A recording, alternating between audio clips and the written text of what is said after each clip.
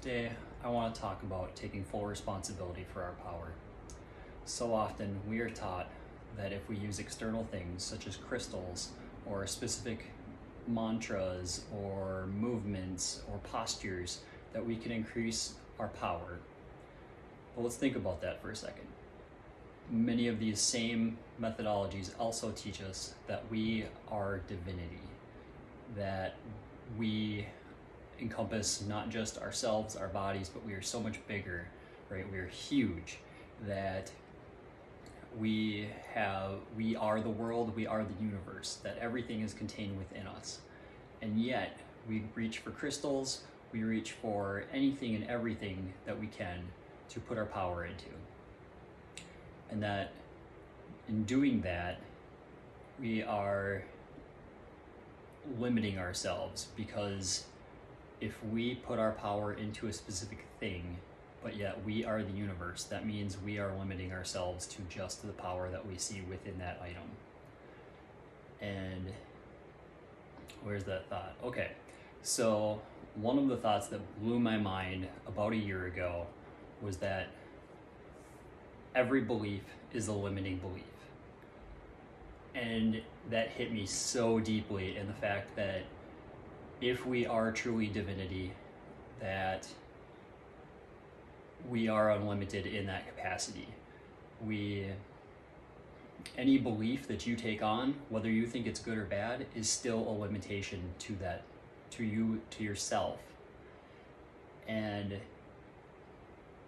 sometimes we need those external things, but they're like training wheels on a bike. Use the tools you have until you no longer need them, and then let them go, because they will always hold you back in some capacity. Maybe they're great for training, but when are you going to step up and really realize your full power, in that you are divinity, that you don't even need your hands to do anything, right? Even creating these energy balls is, again, an external manifestation of your power. You are projecting that out there to bring back into yourself. And it's, in a lot of ways, it's a mental trick, it's theatrics, right? If I create an energy ball this big, is that any different than one that's this big, right? It's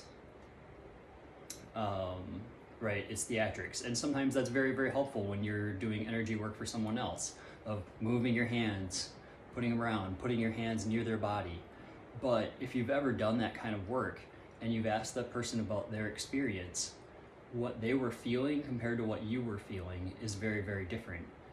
You may have had your hands over their stomach, but they completely felt you as your energy and presence up around their head. And so how can that be if we need our hands? Why is energy being used in areas that we aren't even actually at? This is why you can do distance healing. You don't need to be present for it, because you are the universe. You can project across any distance, time, space. And yeah, it's time for all of us to start stepping up, to ditch the training wheels that we no longer need.